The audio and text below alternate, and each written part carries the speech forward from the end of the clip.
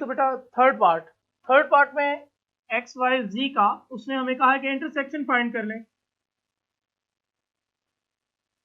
X intersection Y intersection जी, ठीक है। ये चीज बेटा आप लोगों ने फाइंड करनी है। इंटरसेक्शन और यूनियन ये आप लोग एक्सरसाइज 5.1 में भी पढ़ के आए हैं बेटा। इंटरसेक्शन में क्या किया जाता है, जो दोनों सेट्स में जस्ट कॉमन ओवर एलिमेंट लिख दिए जाते हैं। चले जी, अब जरा इस पार्ट की तरफ मूव करते हैं। y इंटरसेक्शन z बेटा, सबसे पहले जो सेट x दिया है उसके एलिमेंट्स आ जाएंगे बेटा 1 3 5 अप टू 19। इंटरसेक्शन आ गया। देन बेटा सेट y के एलिमेंट्स, सेट y क्या है भाई आपके पास, इवन नंबर्स हैं 20 तक इंटरसेक्शन। और अब z के बेटा एलिमेंट्स आ जाएंगे। z के एलिमेंट्स मेरे पास क्या है 2 3 5 5 के बाद बेटा 7 11 13 17 19 एंड 23, ठीक है बेटा।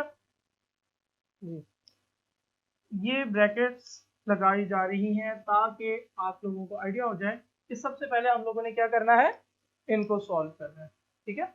जो बेटा इन दोनों के इंटरसेक्शन का आंसर आएगा उसका फिर इंटरसेक्शन हम लोग सेट एक्स के साथ लेंगे। सो 1 3 5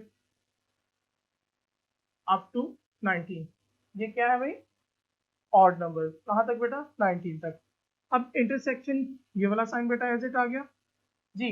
इन दोनों सेट्स के जो जो कॉमन एलिमेंट्स हैं वो हम लोग लिखेंगे, क्योंकि इंटरसेक्शन में तो यही करते हैं कि जो कॉमन एलिमेंट्स होते हैं वो लिख लिए जाते हैं जी। जरा देखें, ये इवन नंबर्स हैं और इसमें मेजोरिटी सारे ही ऑड नंबर हैं सिवाय 2 के। तो जरा देखें, जस्ट जो 2 है बेटा वो आपके पास क्या आ गया, इंटरसेक्शन इन दोनों सेट्स का